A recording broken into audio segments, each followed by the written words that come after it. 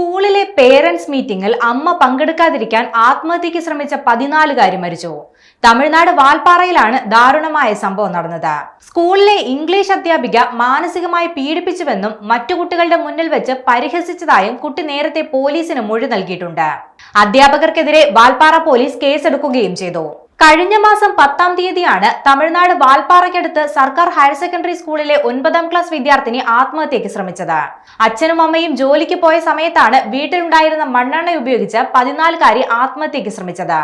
ഗുരുതരമായി പൊള്ളലേറ്റ കുട്ടി കോയമ്പത്തൂർ ആശുപത്രിയിൽ ചികിത്സയിലിരിക്കെ ഇന്നലെ രാത്രിയോടെയാണ് മരിക്കുന്നത്. ചികിത്സയിലിരിക്കെ മൊഴിയെടുക്കാൻ പോലീസ് ആശുപത്രിയിൽ എത്തിയപ്പോഴാണ് വിവരങ്ങൾ പുറത്തറിയുന്നത്. സ്കൂളിലെ 3 അധ്യാപകർ മാനസികമായി പീഡിപ്പിച്ചുവെന്നാണ് കുട്ടിയുടെ മൊഴി.